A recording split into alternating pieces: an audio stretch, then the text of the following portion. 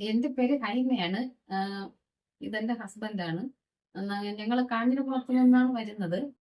ഈ ഹോസ്പിറ്റലിനെ പറ്റി ഞാൻ അറിഞ്ഞത് എന്റെ ഫ്രണ്ടിന്റെ നിന്നാണ്. പിന്നെ എനിക്ക് ട്രിവാൻഡ്രത്ത് വെച്ച് ഒരു ബൈക്ക് ആക്സിഡന്റ് ഉണ്ടായി. അത് ജനറൽ ഹോസ്പിറ്റലിനും നിംസിലും ആയിരുന്നു ട്രീറ്റ്മെന്റ്. പക്ഷെ അത് അത്രയ്ക്ക് സാറ്റിസ്ഫൈഡ് അല്ലായിരുന്നു.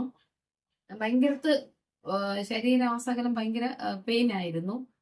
ഈ തോളൊക്കെ തൊടാൻ പറ്റാത്ത രീതിയിലായിരുന്നു ഞാൻ വരുമ്പോഴത്തേക്കും. ഇപ്പൊ 21 ദിവസമായി ഇവിടെ എത്തിയിട്ട്. നല്ല ട്രീറ്റ്മെന്റ് ആണ്. ഡോക്ടേഴ്സും ഇവിടുത്തെ നേഴ്സും ഒക്കെ നല്ല വളരെയധികം സ്നേഹത്തോടെയാണ് ഞങ്ങൾ ബിഹേവ് ചെയ്തത്.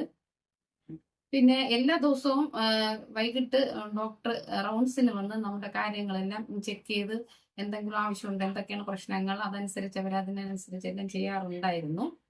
അങ്ങനെ ഞാൻ ഹാപ്പിയാണ്. എന്ന് വെച്ചാൽ ഞാൻ വന്ന അവസ്ഥയിൽ നിന്ന് ഒത്തിരി ബെറ്റർ ആയിട്ടാണ് ഞാൻ തിരിച്ച് വീട്ടിലേക്ക് ഇന്ന് പോകുന്നത്.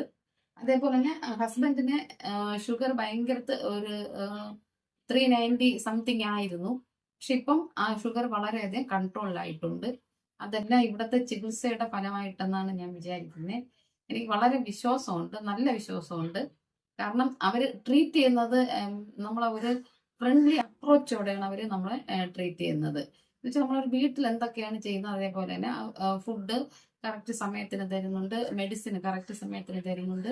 എല്ലാം നല്ല രീതിയിൽ നമ്മളെ ട്രീറ്റ് ചെയ്യുന്നുണ്ട്. ഞാൻ സാറ്റിസ്ഫൈഡ് അല്ലേ ഇവിടുത്തെ ട്രീറ്റ്മെന്റ്.